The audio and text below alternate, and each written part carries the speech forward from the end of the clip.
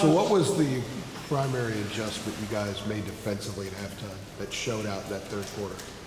Adjusting the D-line, we had to fix some gap controls, and in the back end, we had to fix up a couple of leverages that we were doing. All around, just fixing our leverages and fixing like where we could control our arm. And how did that affect things? What was the effect of making those adjustments? Just stopping the run, stopping the run, putting more pressure on the quarterback, getting in his face more, and just making him throw, getting out the pocket and stuff. Elijah, overall, the game did kind of get out of hand from a penalty standpoint. I guess kind of from your vantage point, what is one of the keys of kind of limiting those? You guys didn't have a ton, obviously, going into the game, but what's kind of the key in limiting those moving forward? Just playing technique, playing sound, playing football at the end of the day. We had a lot of penalties in the first half.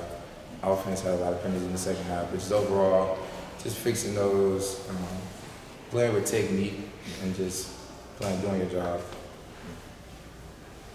Elijah, what was the demeanor like at halftime? Just, you guys were trailing. It's the first time you've trailed a half this season. Like, what was like in there? What were you guys talking about? And how confident were you that you could maybe get it turned around and have the second half that you had? Just being a player-led team, we all came together. Offense came together, defense came together. We was talking about what we could have did better, making our own little adjustments along with the coaches' adjustments. Just talking over plays, making sure that we don't let those plays happen again.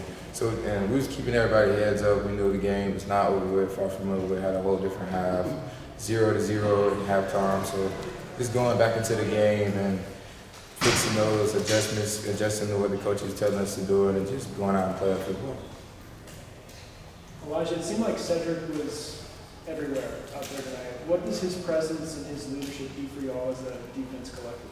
He gets us going. He's like the motor of the defense. Before every drive, he brings us to the sideline. He talks to us, motivates us, and just continues to push us as a group, as a whole, and as individuals. And then with that pick, that was huge. So they kind of got the motor running.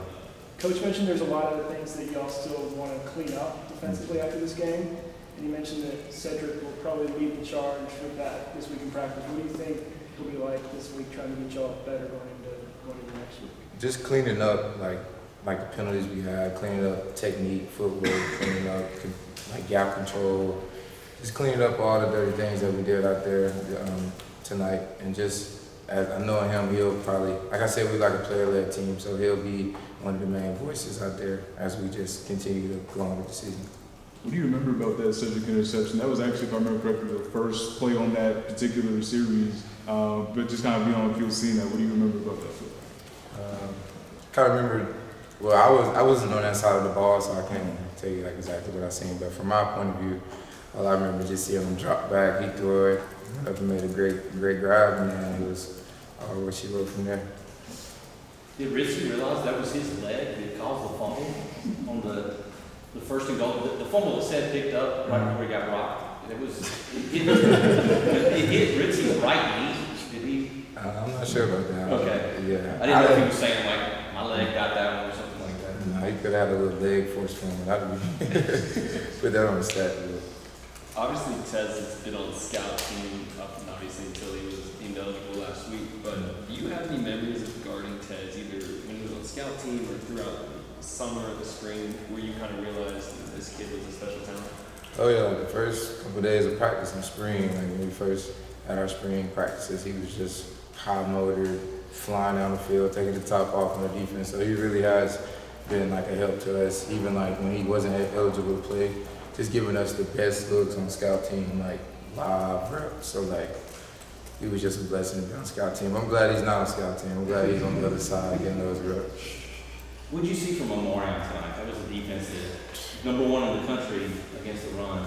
They hadn't given up 100 yards to anyone, and he almost had 200. Like, He's just a dog, like straightforward, just runs hard. Probably one of the hardest backs to tackle from my point of view. Right. So I didn't try to tackle him before, so I know what they go through each week trying to tackle him. But he runs hard. He's a fantastic running back. I like him. What was your immediate like? thought? What's that sight like when you see him coming and you're coming down from the secondary? Not the greatest. Just get him down any way you can. No specific way, you just got to get him down. What were your thoughts when you saw that after Seth had the fumble recovery and he got clocked, didn't get up? He was in some pain. A lot of you guys were around him on the field when they were tending to him. What was going through your mind there initially? Just hoping that he was okay. Just hoping that he'll get up. Hopefully he was just banged up, or I think he got the breath knocked out of him. Okay. So just praying that he got up and making sure, just checking up on him. Did you see the fist pump after he got up?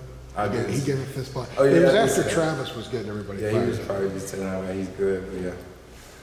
You guys good? Thanks, sir. Appreciate that.